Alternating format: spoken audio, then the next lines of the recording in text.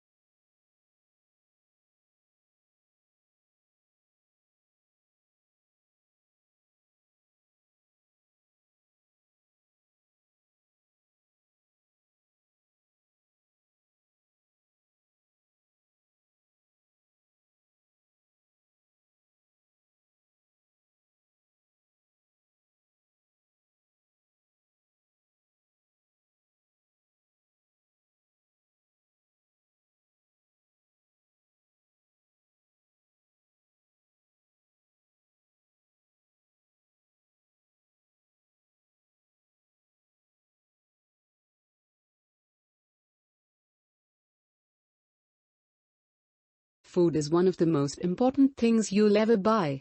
And yet most people never bother to think about their food and where it comes from. People spend a lot more time worrying about what kind of blue jeans to wear, what kind of video games to play, what kind of computers to buy.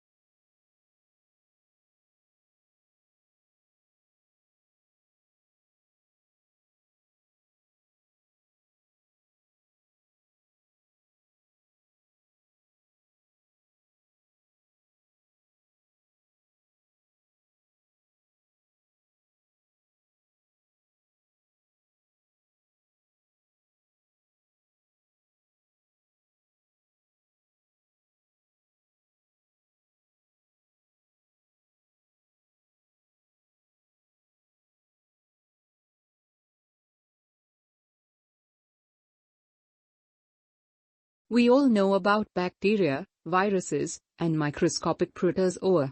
We can watch the way that these tiny agents move into our bodies and damage our organs. We have a growing understanding of how our body mounts defensive strategies that fight off these invaders, and have built some clever chemical that can help mount an assault on these biovillains.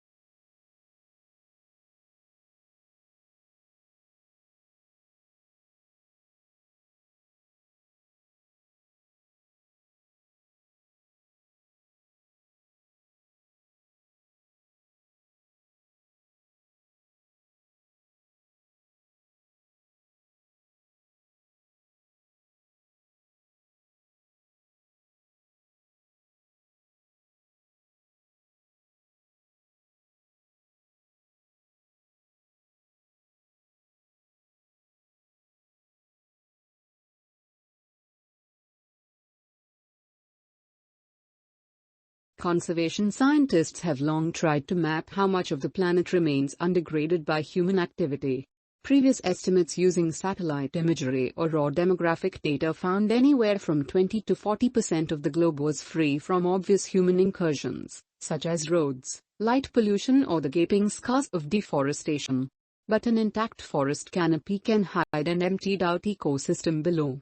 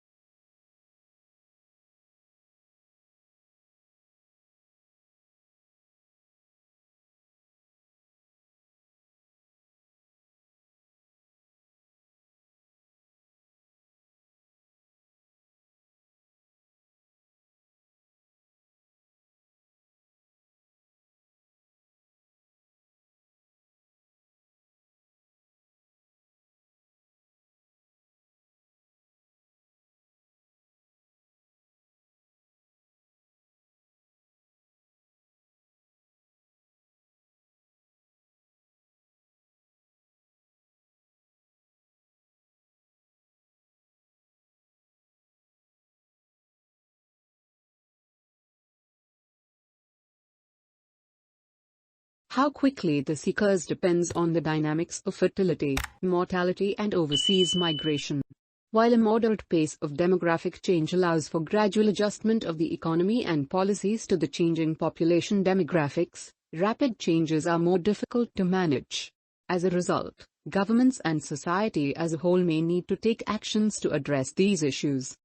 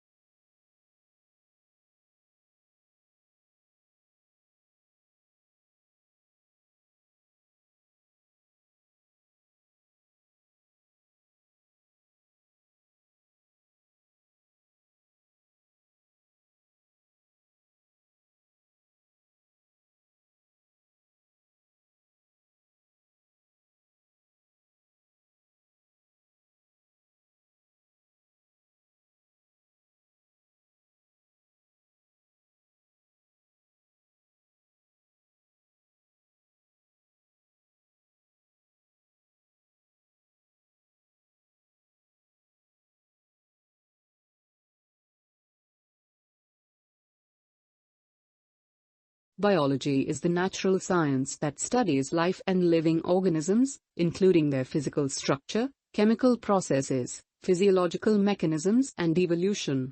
Certain unifying concepts consolidate it into a single and coherent field that recognizes genes as the basic unit of heredity, and evolution as the engine that propels creation and extinction.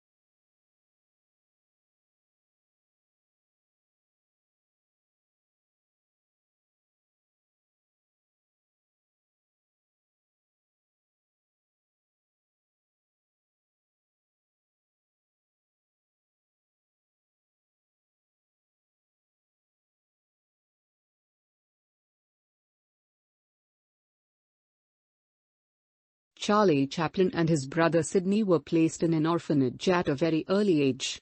Becoming a vaudeville performer, he joined Fred Karno's company in 1906. He made his film debut in Making a Living and introduced the famous seedy and soft-hearted gentleman tramp routine, which became his hallmark. Numerous films for various studios brought him world fame, all based on his mastery of pathos and slapstick acrobatics.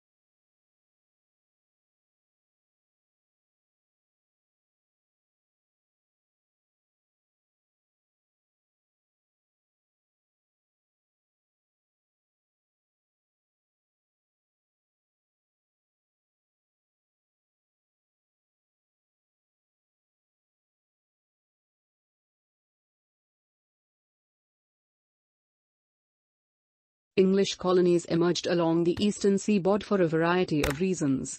People, primarily men, originally migrated to Virginia to find gold and silver to make a quick profit. After it became evident that there were no precious metals in the area, men came to Virginia to start cultivating cash crops like tobacco.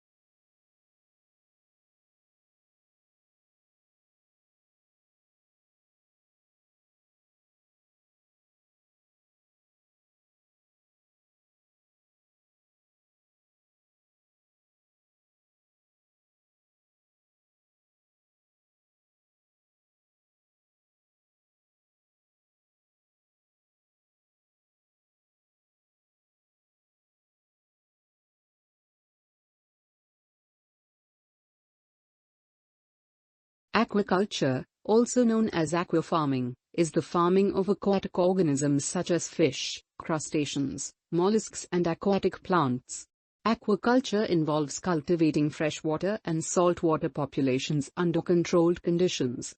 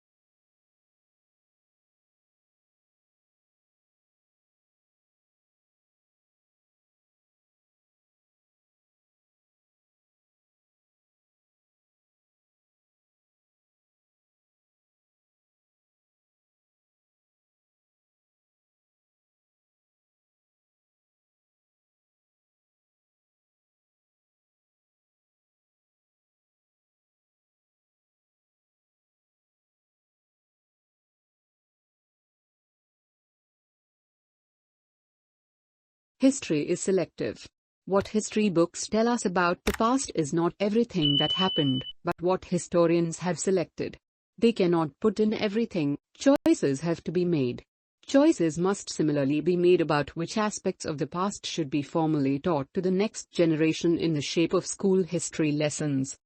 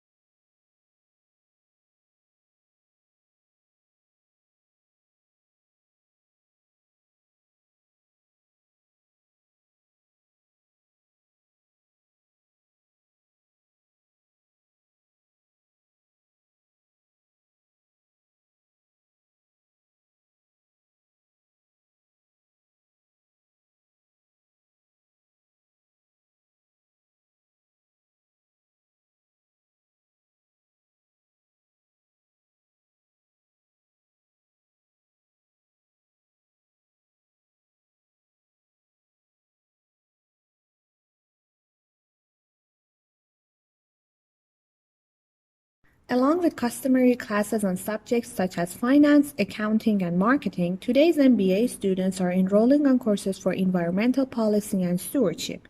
Indeed, more than half of business schools require a course in environmental sustainability or corporate social responsibility, according to a survey of 91 U.S. business schools published in October 2005.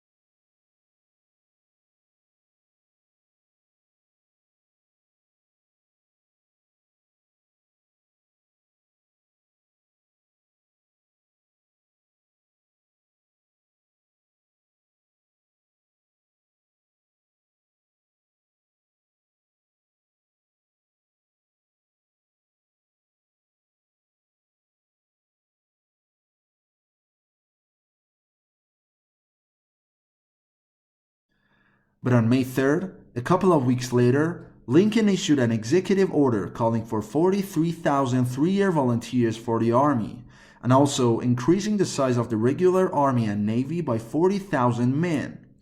Both of these actions were in apparent violation of the Constitution.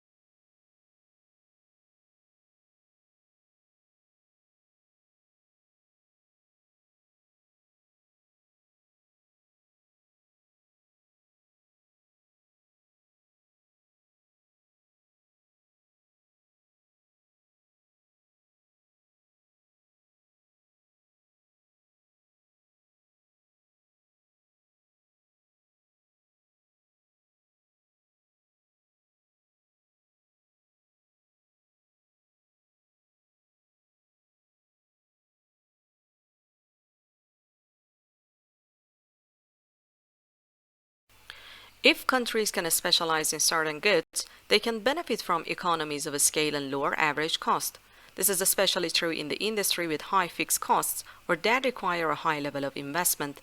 The benefits of the economy of scale will ultimately lead to lower prices for consumers and greater efficiency for exporting firms.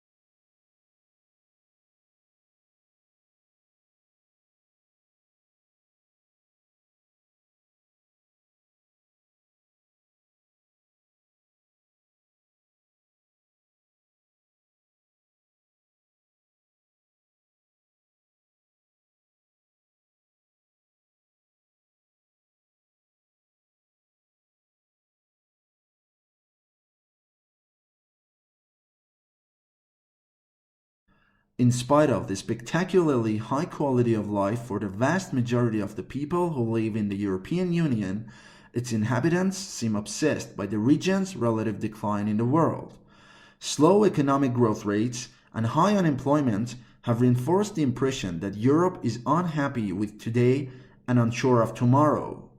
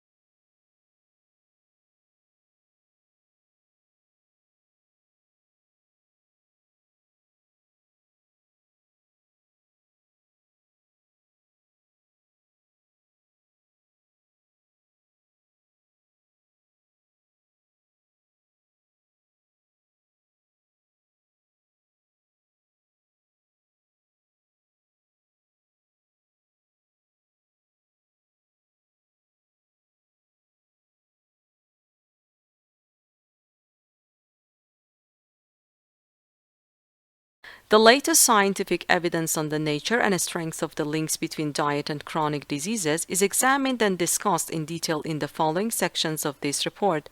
This section gives an overall view of the current situation and trends in chronic diseases at the global level.